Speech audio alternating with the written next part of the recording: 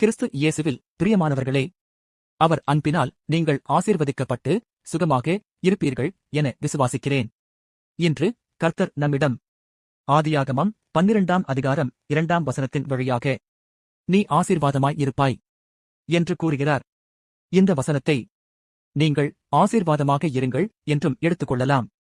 ஆங்கில வேதாகமத்தில் அப்படித்தான் எழுதியிருக்கிறது. பி அ பிளெஸிங் என்று. தேவனுடைய சுபாவம் என்னவென்றால், ஒருபுறம் அவர் நம்மை ஆசீர்வதிப்பார், மறுபுறம் நாம் ஆசீர்வாதமாக இருக்க வேண்டும் என்றும் விரும்புவார். நாம் கிறிஸ்துமஸ் காலத்தில் இருக்கிறோம். முதல் கிறிஸ்துமஸை பற்றி நாம் சிந்தித்து பார்ப்போமா? மீட்பர், மிருகங்கள், பறவைகள், ஏழை மேய்ப்பர்கள், செல்வந்தர்களான ஞானிகள், தேவதூதர்கள், பிரகாசிக்கும் நட்சத்திரங்கள் என அனைவரின் அனைத்தின் மத்தியிலும்தான் ஒரு எளிமையான குடிலில் பிறந்தார். அவர் தன்னை எல்லாரோடும் அடையாளப்படுத்திக் கொண்டார். நாமும் அவருடைய பிள்ளைகளாகி இருப்பதனால் அவரைப் போலவே இருக்க வேண்டும். நம் வீடுகளுக்கு வெளியே கைவிடப்பட்ட எத்தனையோ விலங்குகள் உள்ளன. நாம் அவற்றுக்கு உணவு கொடுக்கலாம். அவற்றின் தாகத்தை தணிக்க தண்ணீர் தொட்டியை வைக்கலாம். பறவைகளுக்கு சில தானியங்களை கொடுக்கலாம். அவ்வப்போது வயதான அண்டை வீட்டாரை சென்று சந்திக்கலாம். நம்மை சுற்றி நன்மை செய்வதற்காக பல வாய்ப்புகளை அவர் கொடுக்கிறார்.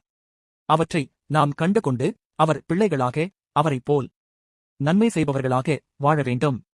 அதனால்தானே அவர் தன்னை ஏழைகளோடும் கஷ்டப்படுபவர்களோடும் அடையாளப்படுத்திக் கொண்டார். பரலோகம் செல்ல நீங்கள் நீண்ட தேவ செய்திகளை கொடுக்கவோ, நோயாளிகளை குணமாக்கவோ அல்லது பிசாசுகளை துரத்தவோ தேவையில்லை.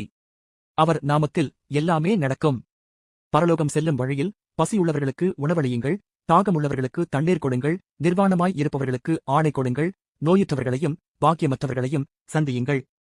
ஒரு நாள் பரலோக வாசலில் அப்போஸ்தலர் பேதுருவுக்கு அருகில் நீங்கள் நின்று கொண்டு இருப்பீர்கள். இயேசுவும் இருகரம் விரித்து உங்களை வரவேற்க அங்கே காத்திருப்பார். ஆசீர்வாதமாக இருங்கள். நாம் ஜெபிப்போமா?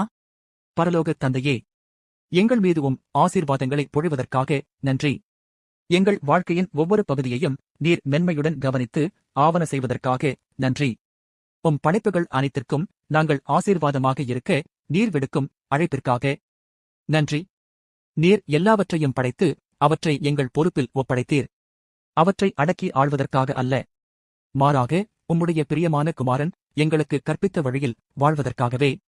உம்முடைய படைப்புகள் அனைத்தின் மீதும் அன்புடனும் கருணையுடனும் இருக்க எங்கள் இருதயங்களை உம் மனதுருக்கத்தால் நிரப்பும். இயேசுவின் நாமத்தில் ஜெபிக்கிறோம் பிதாவே. ஆமென். கமெண்ட்ஸ் பாக்ஸ் இல் ஆமென் என்று டைப் செய்யுங்கள். அனைவரும் ஆசீர்வதிக்கப்பட பகிருங்கள்.